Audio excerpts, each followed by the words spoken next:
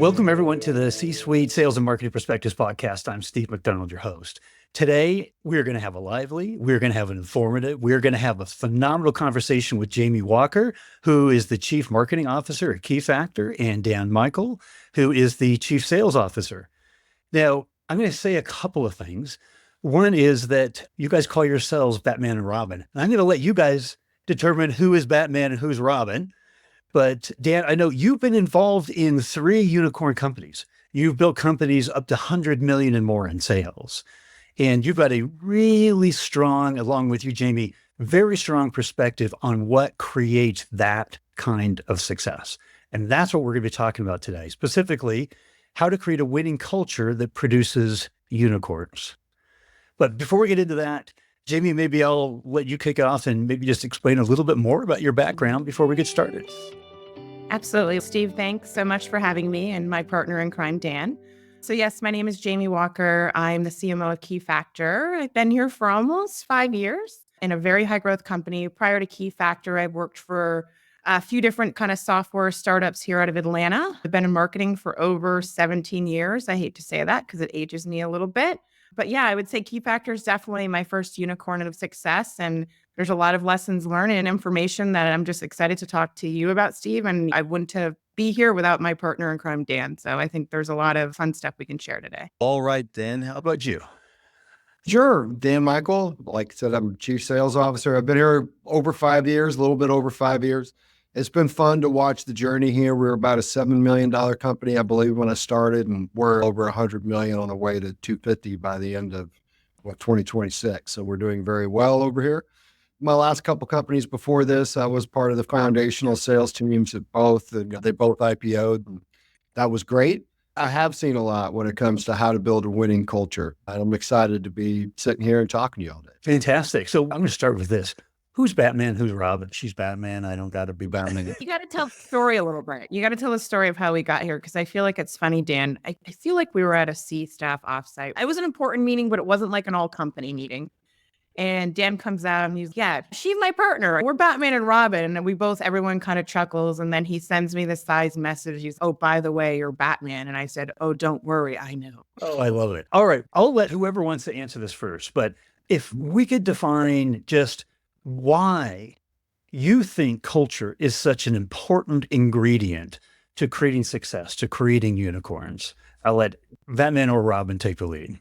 Yeah, I think culture is such an important part of being part of something bigger. I mean, we're all individuals that are at a company, but we're all here to be part of a group and be part of something that we believe in and that is going to have success at the end. And so culture is one of those things, you can't touch it, you can't feel it. It's ingrained in your soul and you have to create that. And specifically at Keyfactor, Steve, I think you were talking earlier, maybe before we started, on core values sometime. Are they just something that is typed out or on a banner? And I think for Keyfactor, this is the one company I've been at where core values are lived and breathed and part of kind of everything we do. I would say on a daily, weekly, monthly basis, they're reinforced by all different levels of the business.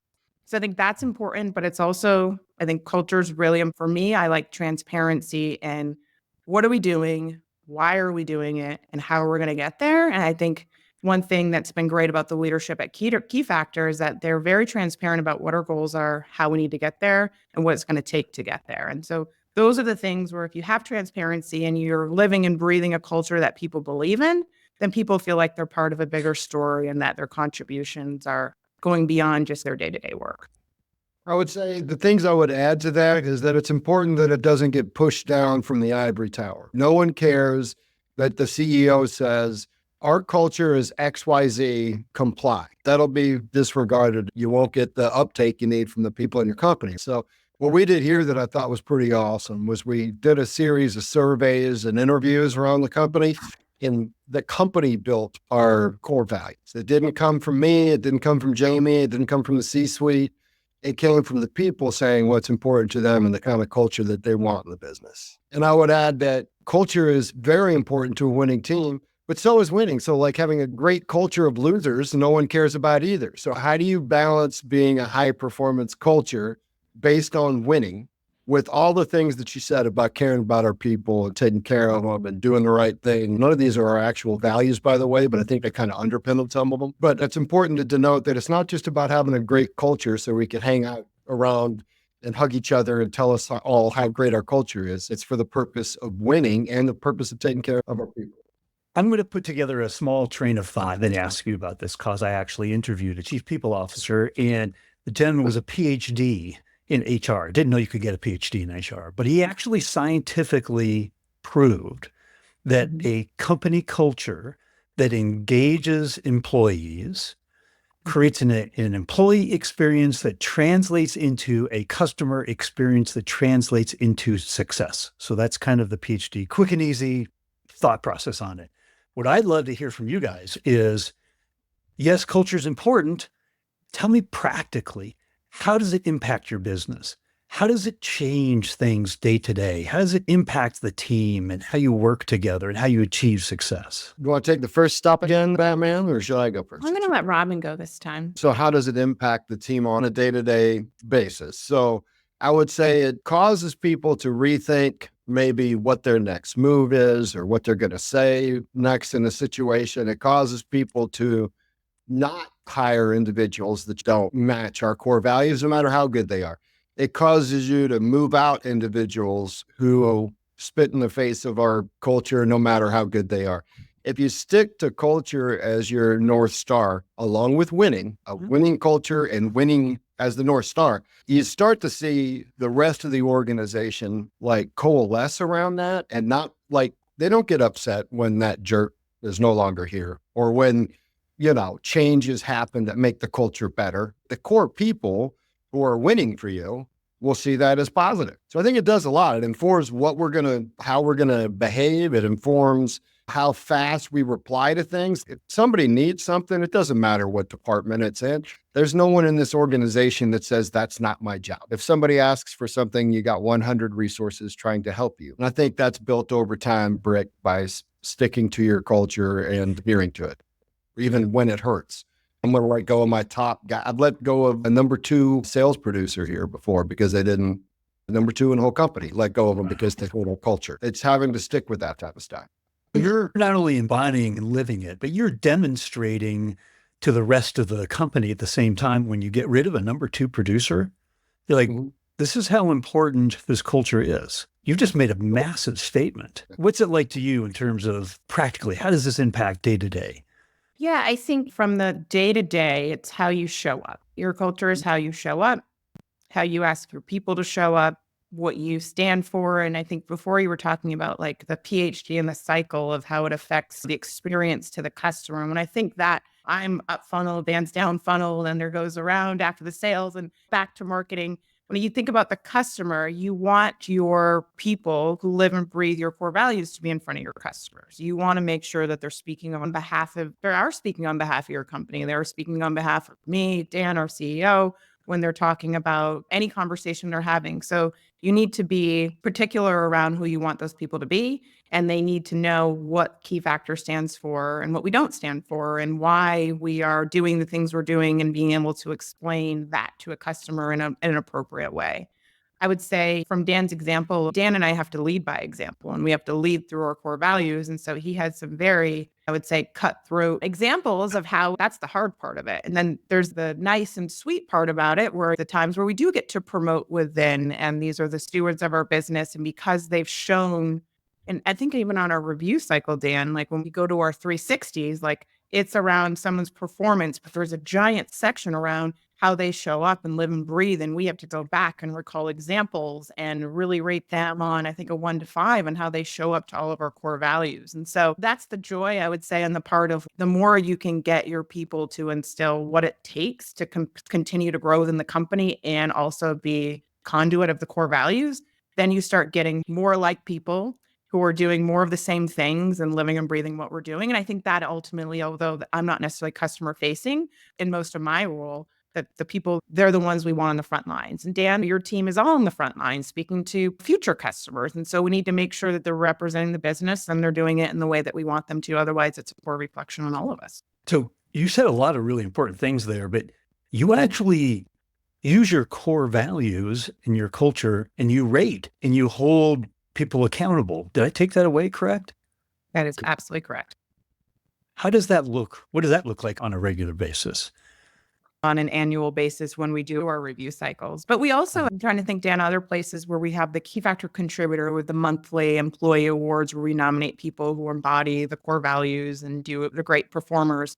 And I believe it's changed over time. And that's the one thing about culture is it's fluid. It's not static. And Dan talks about how the people here created our values. We've also evolved our values as this business is changing and how we've gone through M&A. And it's not just what our CEO says. We vote on, do we still believe we're here? Do we need to add another value? We've added a value to our core value set since I've been here. So I forget the point I was making, but I think that what I'd like to share is that it evolves and that it's through the review cycle and it's through the monthly, how we recognize top performers and talent across the business at our monthly all hands, where a lot of people get to nominate people on their team that they feel are high performers.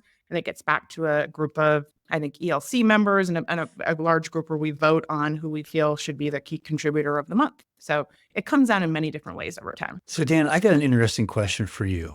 I used to be the director of strategic planning for the agency for Mazda Motors of America. We used to give people Miatas, let them drive them for a month, and then we'd take them away. It's called a deprivation study. And amazing what you learn. If I were to take this culture that you've just been talking about here, I was to take that culture away from this company and replace it with just the typical culture that really, there is no culture. It just drives itself. And we've all been in those kind of companies before. What changes day one if I had to take away this culture and replace it with a traditional culture? Results change day one. And at the end of the day, and that's what's most important for a business, results and culture. But the culture brings the results. So if we lose the culture, we're going to lose the results right out of the jump, which is obviously a problem. One of the things that you mentioned in one of our previous conversations was just an amazing retention rate that you attributed large part to this culture that you have on your team. Talk to me about that and why that's so important. I think it's pretty well known that in sales, the average tenure of a sales rep is about 18 months, sometimes less, depending on what's going on. I will say that we've only had 2 voluntary exits from my sales organization or my SE organization or my SDR organization, a total of 2 in 5 years. That doesn't mean we haven't had to move some people out for different reasons or whatever, but somebody rose their hand and self-selected to not be on the boat anymore. Twice in 5 years. People want to be here. We've got a great culture. We're winning. People are making money. We're having fun. They're valued. We also expect results with all the rest of that, but we do it in a way that is for the betterment of all. Jamie, if I took the culture away today, what would happen? You'd have a lot of unmotivated people who would never produce results, is what I would say from my perspective. I'd say retention and marketing is a bit different than retention in sales. I would say my retention has been strong from the involuntary versus the voluntary. The voluntary has been few far in between, and it's for a life shift. I want to go do a passion for something that it doesn't matter how much you pay me or what I do. I just have a passion, and it's not in cybersecurity market. But I would attribute my retention because Dan and I, we always say we have A players. You need to keep A players. You got to get A players. You have to keep them. And to keep A players, you need to, for my team, we're creating as we're growing year over year. We get to create experiences. We get to create new programs. And for marketing people, that's really exciting because we're creative and we like to see something evolve. And we have a lot of passion in what we do. And so I think the newness of what we get to create year over year, when I hear some of my leaders tell me, like when we're talking about, okay, what do I have to worry about you leaving? What's going on here? And they're like, I'm having fun. I'm doing new things. And if you have high performers, especially in marketing, then we do a lot of testing and iteration, or we add new functions under the high performing leaders that can take on more. And so there's just more opportunity. And I think Dan spoke to that. Everyone knows the opportunity in front of them with Keyfactor, and we're all in a culture where we know what direction we're heading into and what our why is. And people want to be part of that success. And we have people like Dan who have been and lived and breathed that. So we know when you say, I've been through 3 unicorns, I've been through 3 exits, or we talk about successes, Dan, we've been together, when you've seen the fruits of your labor from prior experience come to fruition, it's like, this is why we do it. We want to be part of something bigger, and we want to have, results and, maybe some more dollars in our pockets at a later date. And it's also when we hire people, you want to hire people that are self-motivated and that are just want to be part of something bigger. And you can't create that in someone. You have to find that innate, like just core of who someone is and why they go to work and why they show up and what they're looking for. And that's kind of, we hire a talent who fits into the mindset of where we want to go. And I think the other thing, Dan, I know he does and I do, we're very transparent in our hiring practices about what it's like to be here, what the expectation is, the fun that we have along the way. And as Dan will always say, the results that we bring. If we didn't bring results, Dan and I would not be sitting here right now. I'm here and I preach to my team, we're here to be part of something bigger and we got to put in the work to get there. And although I'm an ex-basketball player, and if you look in a season, you want to win the championship, we create our own championship every year. And it's on a bookings number, it's on a target, and we are marching towards that. And we are figuring out how to rally around and support and do whatever we can to get there. That's my answer. From one of the previous conversations, there was a notion that business growth is a Darwinian process, survival of the fittest. Dan, what does that mean? That just means that it's a zero-sum game. At the end of the day, you win or lose. And it's one of the things I love about it. Like when I was a high school wrestler or whatever, and that's why I loved that sport. We either won or lost. There was no politics involved. You couldn't talk to the coach your way into a starting role. You just had it done. And I run that sales organization, my SDR team, the exact same way. The best get promoted every single time. And my mid-enterprise segment here, which is our first hire outside of sales development, is 90% people who did sales development here. Our enterprise segment and full of people who were promoted out of the mid-enterprise segment. Our globals are all people that were promoted out of the enterprise segment. While we certainly do hire from outside, inside, we hire a lot more at the SDR layer, build them up in our culture and processes and our winning techniques, and then move them up. And in so much as there isn't someone sitting there knocking on the door for that next job, that would be the time that I go look outside the org. But doing that, setting up a Darwinian kind of a promotion process based on the cream rising to the top and those that earned it getting it, builds a team where they respect it every time it happens. They might be upset they didn't get it themselves, but they can't argue it and they respect it. And it doesn't put doubt in anyone's mind or disenfranchise people when they see the best get promoted. Also, when there's that guy on the court that just keeps running down the court and bouncing the ball off of his foot and can't seem to tie his shoelaces and tripping over his legs and just can't keep up with the rest of the team, well, we cut that person from the team. Same thing. The team doesn't look at that as a problem. The team looks at that with respect. We're here to win championships and wonderful person, but they're not playing ball with the rest of us. So keeping it focused on winning, keeping it focused on the best being rewarded. I believe, yes, that's Darwinian. Sales is Darwinian. It's a 1 or a 0. You either won or you lost. And there's purity in it. And if you lean into that purity, and people do respect it, and the best will come work for you. That's one of the things that I think keeping the best people, but attracting the right people. And has culture played into attracting talent that doesn't know what the culture is other than what they've been told? Is that a part of the recruitment process? And is that important? Culture is absolutely part of the recruitment process. But I will also say that people have to experience it themselves, because there's a lot of, so I've had people that have come to work here and take huge pay cuts in salary. Because when they've heard about Keyfactor, they maybe heard about me through the grapevine from somebody that they know or directly, and taken 20, 25% hits on their salary to come work here, because when they're in the interview process, they see it. It's just evident from as soon as you start talking to multiple people around here in an interview process, we look different than others when they're going through that process, and people end up wanting to work here. So yeah, I've seen it attract the right people, not only attract the right people, but attract them at a price point that the business can consume too, at a cost that the business can consume too, because people just want that bad to work for people that are winning and that they like in a positive culture. Tammy, what do you think? No, I definitely agree with what Dan's saying. I take survival of the fittest in like many different layers and forms, and it's a bit different. Dan has so many ways for people to grow. And like he said, it's transparent. There's ways to move up. There's ways to move across. And performance is what drives those decisions. I would say in marketing, I do think that our performance does bring candidates in from the recruitment process. I have people I talk to when I'm hiring directs or I'm in just they see our success, they see things peripherally, and they're like, I want to be part of that. I want to be part of that growth, especially if you're in marketing. Or Dan was here at 7 million, I was here at 15 million. We're way over 100 million. And so they're like, they have this like, how do you do that? And it's crazy because Dan and I are kind of like, well, you just do it. You're part of something. Eventually, I'm sure we'll get into the people around you was what makes us a success. It's a combined effort of leadership, but survival of the fittest. When I think of my team, of when you're here and you're at a company who's 7 million or 15 million and 50 million and 80 million and 100 million, the role that you were hired for, depending on when you're here, evolves and changes as you continue to move and growth at the speed that we are. And so being able to continuously communicate the new expectation. I need you to do this, and this is what's important.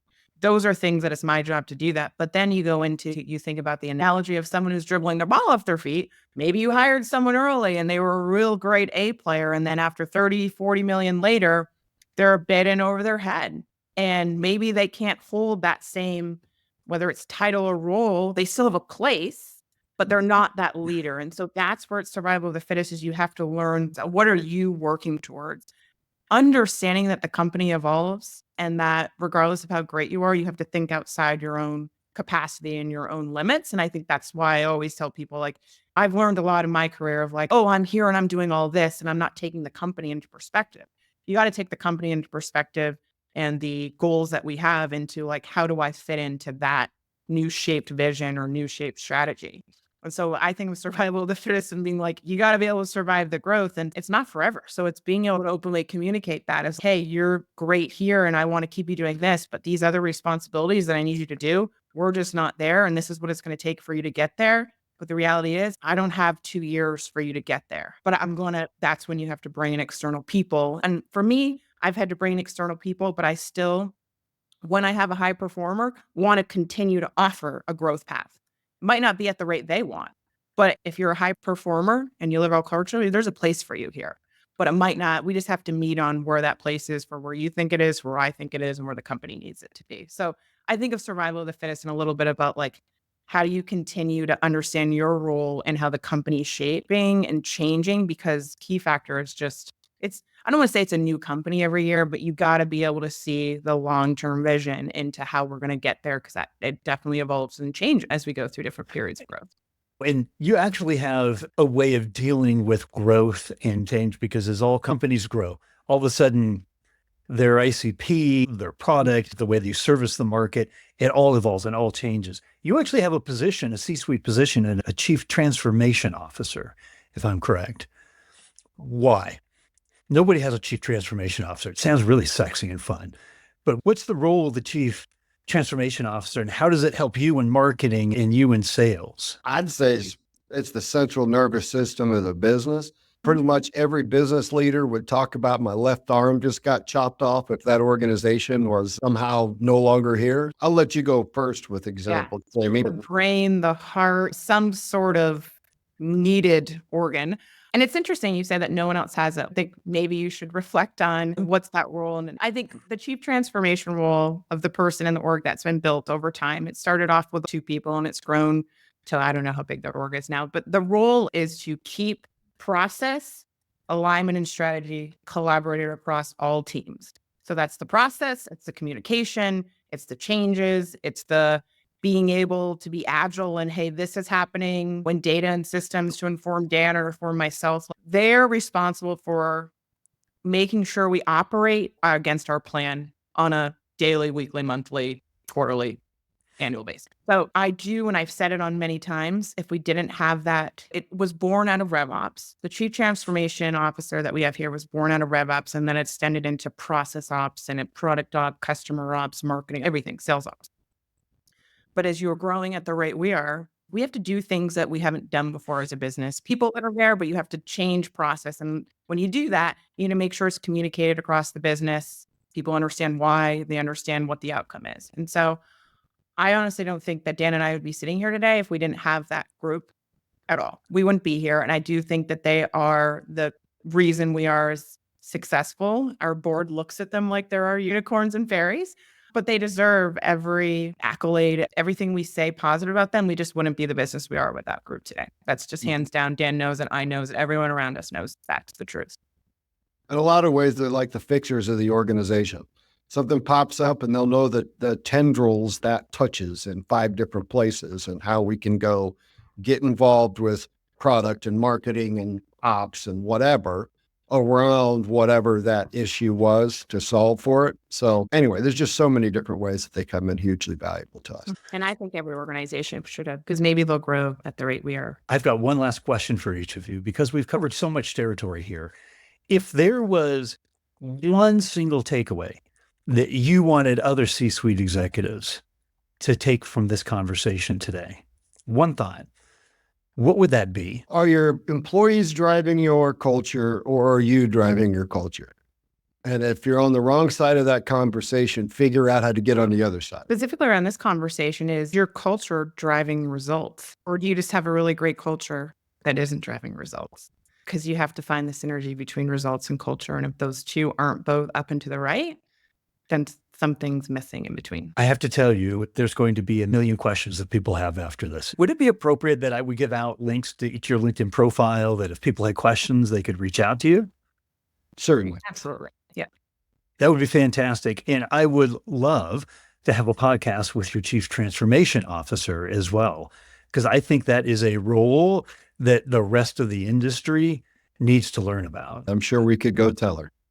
All right. Guys, thank you so much for coming on and sharing all this wisdom.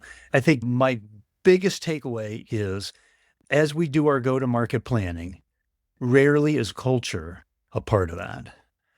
And what I've learned here today is it's always a part of that.